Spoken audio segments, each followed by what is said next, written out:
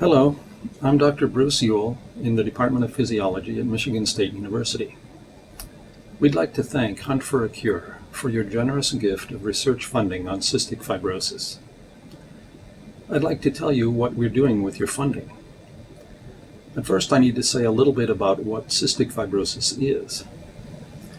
Cystic fibrosis is a genetic disease caused by a mutation in a gene called CFTR, which causes the mucus lining of the lungs to become thick. When the mucus is thick, it's difficult to expel, and things get caught up easier in the lungs and the airways. So infection of the lungs happen more readily.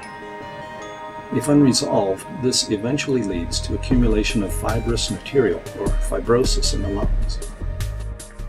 Lung injury by various chemicals leads to activation of a gene called angiotensinogen in the lungs. And that gene and its products lead to cell death and fibrosis. More important, we also showed that in animal models, if we block angiotensinogen action with drugs called ACE inhibitors or angiotensin receptor blockers, we can prevent lung cell death and fibrosis.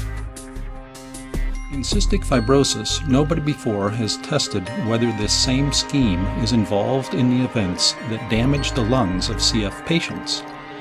But this is the theory that we are testing in two ways. First, on the left, using human lung cells donated by CF patients, we are asking if the bacteria that commonly infect CF patients, such as Pseudomonas or Burkholderia cepacia,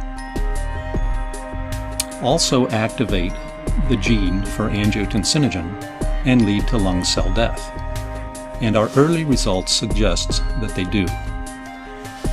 And second, in mice, we're going to test if the block of angiotensin function, ACE inhibitors or angiotensin receptor blockers, can prevent worsening of the lung fibrosis or reduce the degree of lung infection by Pseudomonas or other bacteria that commonly infect the lungs. Now, if this works in mice, then we can think about trying something similar in people with cystic fibrosis. Now, Dr. Mulks is an expert on these particular bacteria, and she is studying their growth and, more importantly, ways to inhibit their growth that might be useful in treating CF patients. With luck, we should know the results of these initial studies later this year. Again, thank you for your support and keep up the good work at Hunt for a Cure. We look forward to reporting positive results from these initial studies.